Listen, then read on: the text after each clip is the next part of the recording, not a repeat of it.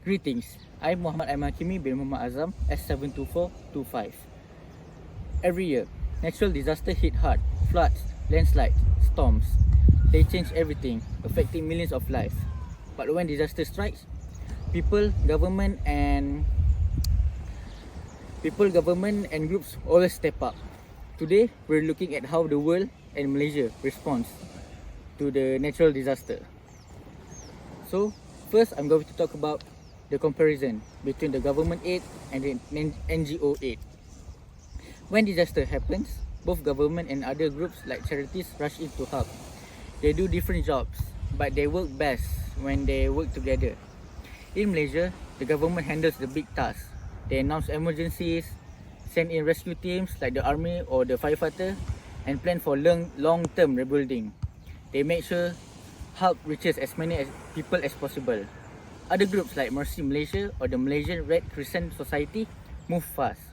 They bring food, water, shelter and medical help right away.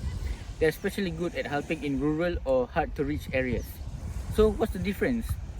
Governments have more power, resources, but can be slower because of red tape. NGOs are quicker and more flexible, but they need donations to keep going. The best help happens when they work together. For example, during the 2021 floods in Selangor and Pahang, the government worked with NGOs to deliver food, rescue stranded families, and set up temporary shelters.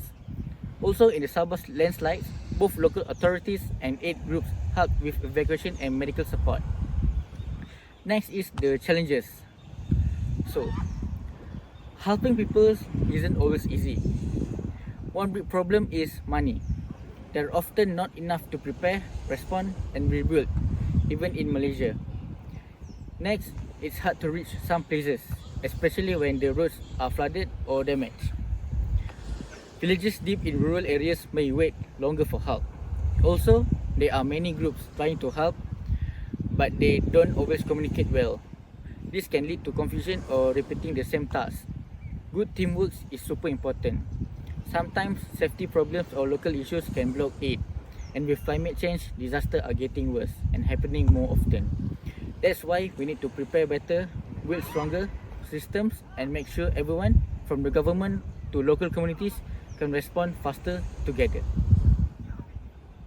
I'm AIMAN bin ZAWAWI. Southeast Asia is one of the world's most disaster-prone regions. Between 2000 to 2023, floods, earthquakes and typhoons are affected over 290 million people across the Asian nations. In 2021, Malaysia alone faced 121 floods events, displacing more than 70,000 people. In 2022 Malaysia flood cost $1.4 billion in damages, the costliest in decades. Meanwhile, the 2013 Typhoon Haiyan in the Philippines killed over 6,300 people, showing the region's vulnerability. Yet, responses are improving. Early warnings in Thailand reduced cyclone deaths by 50% since 2015. Next, sources of the natural disaster response. These figures come from trusted regional and global agencies. The Asian Disaster Monitoring Center tracks real-time hazards, while Malaysia's NADMA, National Disaster Management Agency, reports the national flood data. The World Bank assesses economic losses, and the UNESCAPE Asia Pacific branch studies disaster trends. For cross-border crises like Typhoon Haiyan, Philippines, NDRRMC, and the International Federation of Red Cross provide verified statistics. For conclusion, disasters don't stop at borders, but neither does our ability to respond. From Malaysia's flood to Typhoon Haiyan devastations, Southeast Asia proves that early warnings, regional cooperation and data-driven action save lives. The next crisis isn't a matter of if, but when. And with the right systems, we can face it together. That's all from us. Thank you.